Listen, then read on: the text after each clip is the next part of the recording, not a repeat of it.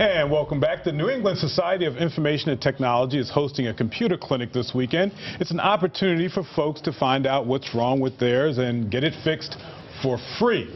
This morning, the founder of NESIT, William Rayar, along with the owner of Your Service Computer, William Genovese, are here to join us to answer some of the most common problems that pop up and questions. Later on, we're also going to have a web chat. Welcome, gentlemen. First of all, why are you doing a free clinic? It's, it's kind of expensive sometimes to fix these machines. It is. Well, what we want to do is sort of promote learning. That's why we started NESIT, and that's why we're inviting everyone down. So the point isn't to just fix people's computers, but it's also to help people learn about computers in the process. So. Okay, so when, computers are changing, evolving, desktops, laptops, tablets, so when do you know, first of all, if it's worth getting fixed or time to get a new computer? I say mostly you would use the computer until it's pretty much on its last leg. A lot of times most people are just using it for web browsing, so most of the older computers are still good enough for that. Once you get into more stuff like video editing, photo editing, you want to maybe upgrade.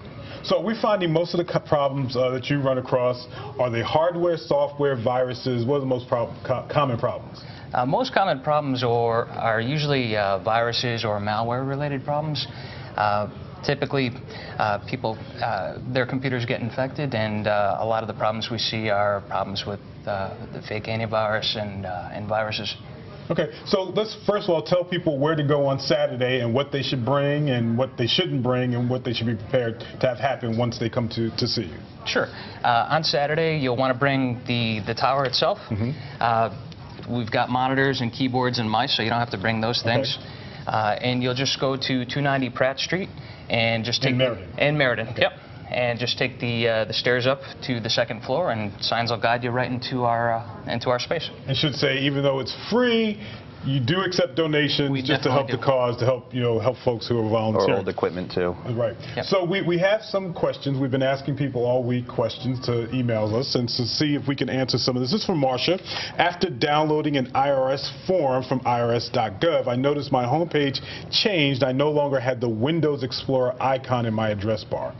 Babylon took over my computer. Help me get rid of Babylon. What's going on there?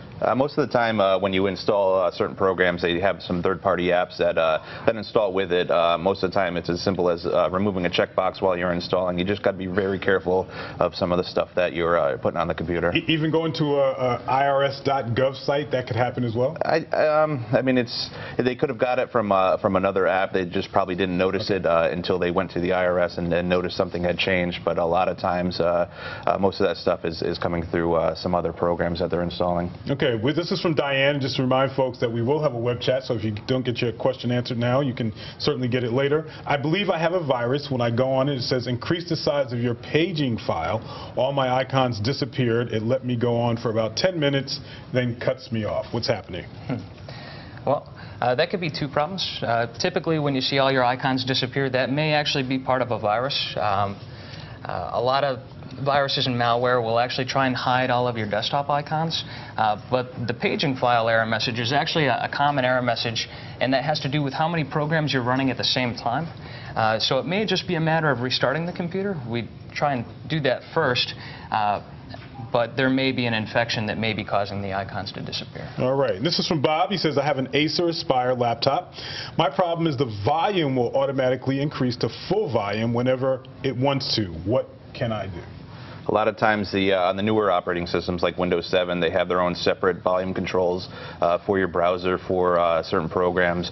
It's as simple as just going into your volume control in your control panel and just tweaking it for that application. All right. And the final question we have, again, we'll have a web chat with you guys a little bit later. Sarah says when I turn on my Acer Aspire 1 notebook, it turns to a black screen. It says insert bootable disk into drive, which it doesn't have.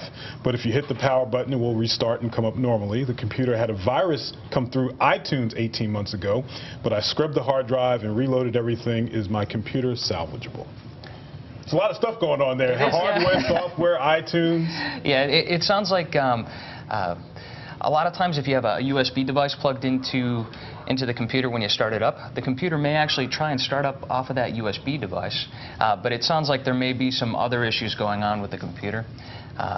So it may be at that point best to bring it into a professional to have it taken, looked at. You know, so it seems like you guys and the folks who will be helping you out, I mean, it's a passion in the computer, the open source, that kind of hacking community. Yep. To go in there. You know, there are a lot of people who get, you get a bad rap sometimes for people who are hacking, the anonymous groups out there kind of mucking around on websites. But you guys are do-gooders and trying to help people, you know, keep computing alive. Absolutely. What we're really trying to do is help people learn about computers. So the more information we can put out there and the more we can teach people, the better prepared they'll be for any sort of you know, virus or malware or any sort of hacking attack. Okay, so again, the computer clinic is Saturday. It is. And the time from 10 to 5. Yep. It's free, but they certainly accept donations. And want to thank the Williams for coming in. They're going to be doing a web chat at ctnow.com. Check it out. If you have any questions, send them there. All right, thank you very much.